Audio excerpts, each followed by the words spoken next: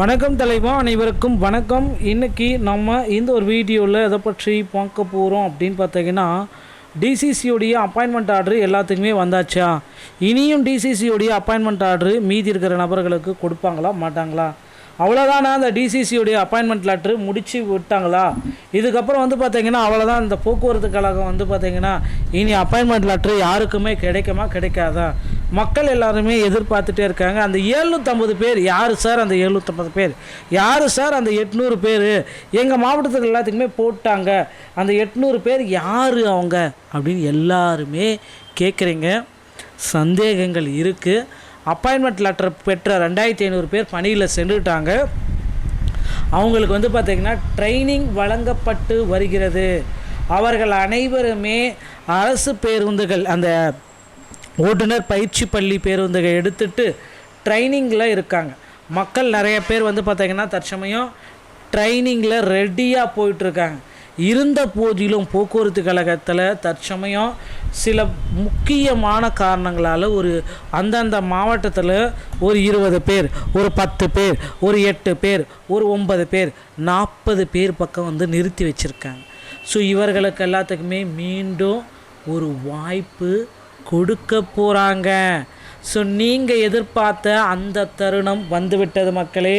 போக்குவரத்து கழகத்தில் முக்கியமான ஒரு அறிவிப்பை வெளியிட போகிறாங்க. ஸோ நீங்கள் எல்லாருமே எதிர்பார்த்த மாதிரி கிட்டத்தட்ட அந்த 800 பேருக்குமே இனி நல்ல காலம் பிறந்தாச்சு அப்படின்றது சொல்லலாம். அந்த 800 பேருக்குமே போக்குவரத்து கழகத்தில் இன்று இல்லைன்னா நாளைக்குள்ளார அப்பாயின்மெண்ட் லெட்ரு வர இருக்குது. உங்கள் அருகாமையில் இருக்கிற போஸ்ட்மேனை இப்போவே கேட்டு வச்சுக்கோங்க.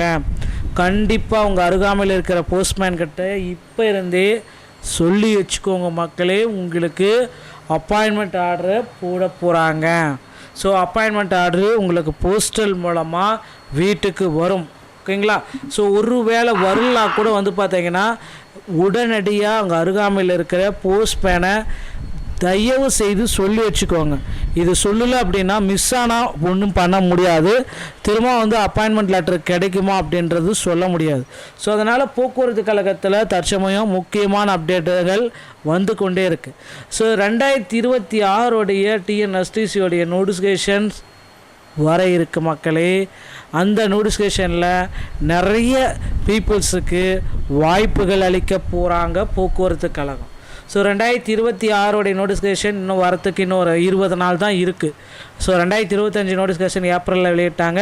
இப்போ 2026 நோட்டிஃபிகேஷன் வரக்கூடிய ஏப்ரலில் இன்னும் ஒரு வாரம் தான் இருக்குது டெட்லைன். ஸோ அதுக்குள்ளார உங்களுக்கு அந்த நோட்டிஃபிகேஷன் ரெடி ஆயிரும். அதில் வெளியிட போகிறாங்க. அதில் ரெடி ஆகிக்கோங்க. அடுத்தடுத்த தகவல்கள் எல்லாமே 2026 நோட்டிஃபிகேஷனில் உங்களுக்கு கிடைக்கும் அப்படின்றது குறிப்பாகவே சொல்லலாம். ஸோ போக்குவரத்து கழகத்தில் டிரைவர் கம் கண்டக்டர் எடுப்பாங்களா, டிரைவர் தனியாக எடுப்பாங்களா, கண்டக்டர் தனியாக எடுப்பாங்களா அப்படின்னு கேட்குறீங்க. கண்டிப்பாக டிரைவர் தனியாகவும் கண்டக்டர் தனியாகவும் எடுக்க போகிறாங்க. டிரைவர் கம் கண்டக்டர் எடுக்கிறதுக்கு பதிலாக டிரைவர் தனியாக கண்டக்டர் தனியாக எடுக்க முடிவு பண்ணிட்டாங்க. இனி வரும் காலங்களில் டிரைவர் தனியாக கண்டக்டர் தனியாக தான் இருக்கும். ஸோ நீங்கள் போக்குவரத்து கழகத்தில் காத்திருக்கீங்க, வேலைக்காக காத்துட்ருக்கீங்க அப்படின்னா உங்களுக்கு வந்திருக்க இந்த ஒரு நல்ல செய்தியை தான் நான் இப்போ சொல்லிகிட்ருக்கேன். நண்பர்களே, இந்த ஒரு வீடியோ பதிவு உங்களுக்கு பிடிச்சிருக்கும் அப்படின்னு நினைக்கிறேன். வீடியோ பிடிச்சிருந்தால் நீங்கள் நம்முடைய சேனலை சப்ஸ்கிரைப் அண்ட் பெல்லை கிளிக் பண்ணி வச்சுக்கோங்க. அடுத்து நீங்கள் உங்கள் அருகாமையில் இருக்கிற ஆர்டிஓ அலுவலகத்தை அணுகி டிரைவிங் லைசன்ஸ் மற்றும் கண்டக்ட் லைசன்ஸை எடுத்து தயார் நிலையில் தயாராகி கொள்ளுங்கள்.